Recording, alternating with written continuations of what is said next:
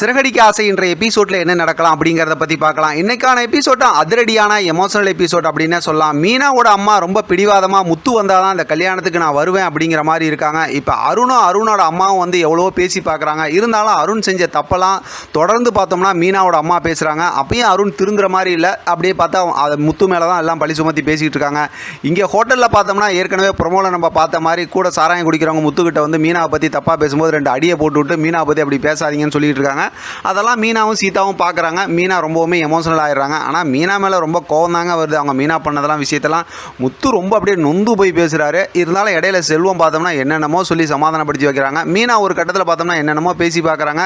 முத்து வந்து வர்றதா இல்லை. அதனால் மீனாவும் அந்த சாராய கடையிலே உட்காந்துடுறாங்க. நீங்கள் வந்தால் தான் நான் இங்கேருந்து போவேன்னு சொல்லிட்டு அவங்க இங்கே போராட்டம் பண்ணுறாங்க. அப்படிங்கிற மாதிரி முத்து வழக்கம் போல் அவரோட ஆதங்கத்தெல்லாம் அப்படியே கொட்டி தீக்குறாரு. மறுபடியும் பார்த்தோம் அப்படின்னா மீனாவோட அம்மாக்கிட்டையும் சத்யாக்கிட்டையும் வந்து அருணோட அம்மாவும் வந்து பேசி பார்க்குறாங்க. ஆனால் அவங்களும் அதே சொன்ன விஷயத்தை திருப்பி சொல்லிக்கிட்டு இருக்காங்க.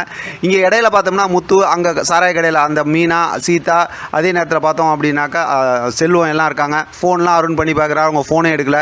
இப்படியே இடையில நடந்துகிட்டு இருக்கும்போது பார்த்தோம்னா அருணோட ஃப்ரெண்டு வந்து எங்கடா உங்கள் ஒய்ஃபை காணா ஓடி போயிட்டாங்களா அப்படின்னு கேட்கும்போது அருணுக்கு ரோசம் வந்து ஒரு அடியை போட்டு விட்டு அவங்களை அனுப்பிச்சி விட்டுறாங்க. மறுபடியும் பார்த்தோம் அப்படின்னா இதே மாதிரி இதை மாற்றி இங்கிட்டு காட்டிகிட்டு இருக்காங்க. மீனா ஏதோ சமாதானம் பேச பார்க்குறாங்க. ஆனால் முத்து பாவம் அப்படியே ரொம்ப உடஞ்சி போய் நான் எப்படியெல்லாம் இருந்தேன், என்னை எப்படியெல்லாம் அவங்க அவமானப்படுத்துனாங்கிறத நீ பார்த்துக்கிட்டு தான் இருந்தேன். அப்படி இருக்கும்போது எனக்கு தெரியாமல் நீ இந்த மாதிரி கல்யாணம் பண்ணி வச்சுட்டு அன்னைக்கு கூட ரிஜிஸ்டர் ஆஃபீஸில் நான் அவங்க கூட தானே இருந்தேன். அப்போ கூட ஒரு வார்த்தை சொல்லியிருக்கலாம்ல. என்கிட்ட நீ அப்போ பேசி இந்த விஷயத்தெல்லாம் உண்மையை சொல்லாமல் இந்த மாதிரி என்கிட்ட எல்லாத்தையும் மறைச்சி செஞ்சுட்டீங்க. இப்போ அவன் என்னை எவ்வளோ அவமானமாக பார்ப்பான் அப்படிங்கிற விஷயத்த சொல்லி அப்படியே மனுஷன் பாவம் அப்படியே குமுறி அழுவ ஆரம்பிச்சிடுறாரு முத்து. ஆனால் மீனா வந்து கண் தண்ணி வச்சுக்கிட்டு சும்மா வச்சு முன்னாடி உட்காந்து கிடக்குறாங்க.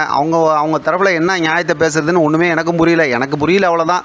அடுத்து பார்த்தோம்னா சீதா அழுதுட்டு உட்காந்துருக்காங்க. அவங்க ஃபோன் பண்ணுறாங்க, விஷயம் சொல்கிறாங்க. கல்யாணம் நடக்குமா நடக்காதான்னு சொல்லி விஜயா மனோஜ் ரோஹிணி இவங்கெல்லாம் பேசிகிட்டு இருக்காங்க. ரவி சூர்த்தி ஒரு பக்கத்து பேசிகிட்டு இருக்காங்க. இப்போ பார்த்தா அருணோட அந்த அதான் ஹையர் ஆஃபீஸர் இருக்காங்கல்ல, பெரிய போலீஸில் அவங்களாம் வந்துடுறாங்க.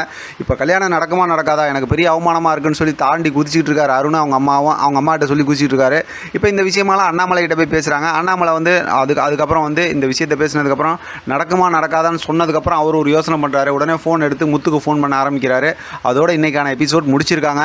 பார்க்கலாம் அடுத்த எபிசோடில் எப்படி சுவாரஸ்யமாக இன்ட்ரெஸ்டிங்காக கொண்டு போகிறாங்க அப்படிங்கிறத தொடர்ந்து பேசலாம். இதை பற்றின உங்களோட கருத்து கமெண்ட் பாக்ஸில் தெரியப்படுத்துங்க. தொடர்ந்து ஆதரவு கொடுங்க. தேங்க்யூ ஃப்ரெண்ட், தேங்க்ஸ் ஃபார் வாட்சிங்.